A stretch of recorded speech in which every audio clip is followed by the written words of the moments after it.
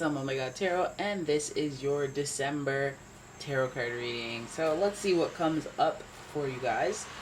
This is a straight tarot card reading, and we're gonna get it started for you. Oh, you want to flip on me while I shuffle? Okay. Oh God. I always laugh, but I don't mean to laugh. It's a nervous laugh. Your first card, the Tower.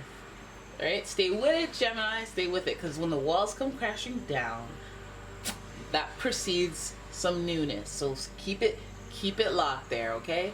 And then we have the Emperor. Okay, we got some Mars on Mars energy, so that's good. We have Aries energy in the building as well. The Emperor, followed by the Queen of Pentacles. I like it. I like what I'm seeing.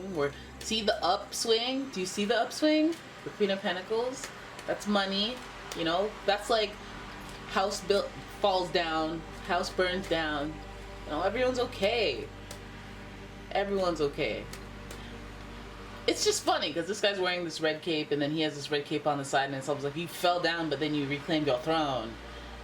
And you know, that's your queen right there, and that's her holding some money, maybe an insurance policy, but let's not jump to conclusions here. Let's see the symbolism out here. All right, then we have the Two of Wands. I think there's new beginnings to be had here. All right, and then we have the Strength card. That Leo energy. You guys have a lot of fire in here. It could be an Aries, Leo, Sagittarius. Followed by the Chariot, who is associated with Cancer. And finally, the Eight of Swords. So, let's move that over. That's your spread right there. Alright, so we start with the Tower card, which is rather intimidating. Because it's associated with Mars, just like Scorpio, associated with Mars. Aries is associated with Mars as well. And they're of the more naturally aggressive signs. You know what I mean? Like the energy that they have. If you've ever interacted with an Aries or a Scorpio, it doesn't matter how you perceive them. It was intense. Whether they came at you with words, it was intense. Looks, intense. They got that fire energy in there from Mars. Mars is the planet of aggression, conflict. So to start that with your reading may indicate that this is like the recent past. It may have already happened. There may have been a tumultuous time of upheaval and surprise disappointments. It's not cute. It's not cool. It shifts the way that you either think about life or on some topics, or just like even your lifestyle may have like shift. Everything has changed because of this event, and that's where you're at. So then we have the Emperor, and he represents leadership and organization. Now this may be the idea that you're trying to get things back together, you're trying to get things back on the straight and narrow and have some stability, right? But you also want to feel excited again. So the 4 there represents that stability that, you know, I see with the Queen of Pentacles as well.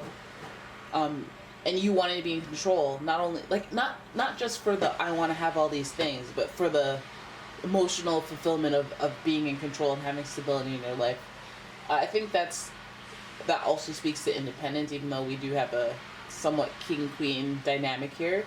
I feel like that dynamic is it's like important to you. Like, I don't know if the female energy or the person sitting, the female energy that's supposed to be kind of like the supporting energy is the breadwinner. And the fire energy here is doing that leadership, keeping things stable.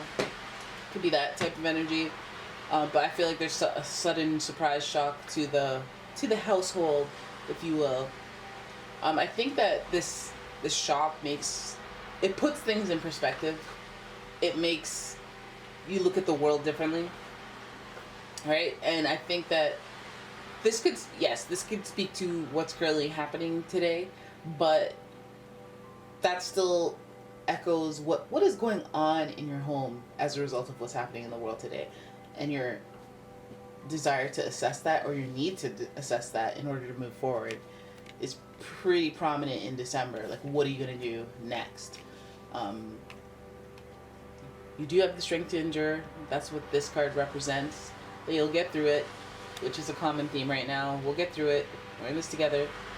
And the Leo card really indicates flexing your emotional intelligence during this time. So some of you don't know, but Leo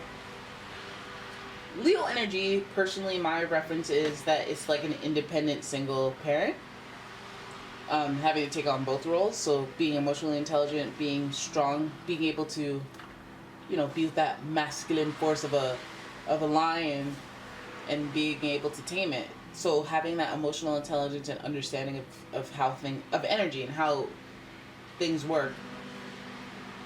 I feel like, you realize that everything happens for a reason. You have these broader understandings of your life patterns. I can see this is a very much a period of time where we're like looking at what we're like, because everybody's alone with themselves, so everybody's kind of being like, am I boring? Am I really? I am boring. Oh my god. Oh wait, I realized that I am lonely. I realized that I wish I had more time to myself, or I wish I had a business, or I wish I had more hobbies. Realizing all these things that you didn't before. And I think that that's what December is teaching you. But I feel like this downward thing, it really, it makes you grateful for what you have, and then it's upward from there.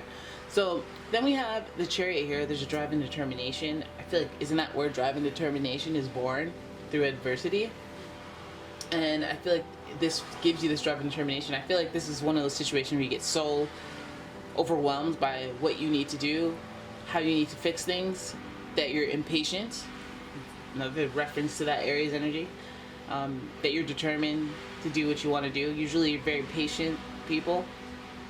But I feel like this is like, I'm driven and determined, but I also feel trapped or stuck. But what? What would you feel trapped or stuck? You're driven and motivated. I feel like you want to explore other things you want to do, but you feel obligated to speak in a standstill. You feel like you can't cut yourself free of your situation. You could if you were resourceful and creative like a Leo, driven and determined like a Cancer. But I feel like the blind spot that you have, you're not aware that you have it. So there may be something, like there's a belief thing that makes you go, I don't know. I'm stuck. I'm going to put it off. I'm going to procrastinate. But I feel like there's so much fire here. There's so much, like, it just makes you feel like being called to destiny, but not feeling free to go towards that destiny this month.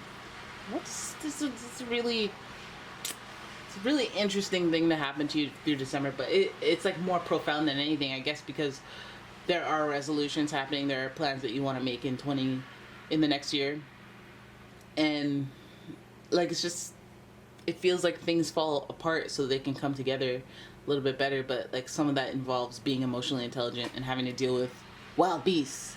Maybe your choices, you have to anticipate people not understanding them, people trying to talk you out of them, and it's not about fighting those people. It's about understanding that they don't understand and managing them. Like learning little lessons like that so that you can move forward. Because this is like, I'm driven and determined to move forward. I have all the belief and the action. And it started with like, I wanted to explore.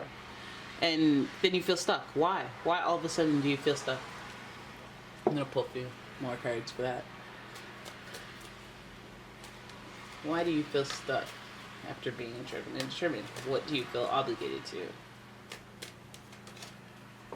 Oh, feel obligated to a financial opportunity. You may even be approached with a new opportunity and then you feel trapped, like you can't take it, or you can take it, or some type of kerfuffle there. Oh my god, the hard work that you're doing. It may be like you feel obligated to staying at work because you work so hard and you've been so narrowly focused on that. But I feel like there's a true passion and you have to change your way of thinking, that you're not obligated to do anything. You're a free spirit. You're as free as your hair, as Lady Gaga would say. But I feel like you have a good thing going, and that's why you're so hesitant to cut yourself free. It's like you don't want to cut yourself free. You could cut yourself free, but you can't. But you don't want to because you have something good going. That's playing it safe, though. That really is playing it safe. It seems like drive and determination here again in the Eight of Pentacles, but this is more pronounced to be about money, income, opportunities for a better lifestyle, but you still have to change the way that you think because that's what keeps you trapped. What is that? So I feel like it's when you could get another job, but you don't want to take that course, you know, and plus you feel really comfortable and you have seniority where you are, so you're, but that reminds me of when you get laid off and you're like, oh snap, so you have to find that job, and now you have to put in the time and the effort. Oh, feel stuck in a rut. So a lot of you guys are going to go through some type of lifestyle transition, and it's about staying focused on where you want to be instead of where you are, because you could fall down you can spiral when you're like scared and sad and you make decisions through that lens. You're like, I don't know, what if I don't get a job? What if I don't want to invest my money in this because then I won't, like, this is like a reminder to stay focused on what you're doing and then deal with things as they come and not worry about things that aren't happening in the moment, or like at least in the near future. Like, right? Keep your head up and stay focused. Well, don't keep your head up if you have to work like that. Like, you know, if you have to, that's what you keep your head down. I feel like it's like be in control of your emotions mostly. Stay focused on the effort, stay focused on what the goal is. Some of you guys have got to make a goal list. Alright, so that's as much as I could extract out of this tarot card spread and reading. I hope you guys enjoyed it. If you did, please give the video a thumbs up. Please subscribe to the channel. Please leave a comment if it resonates. And I will see you in the next one, guys. Bye-bye.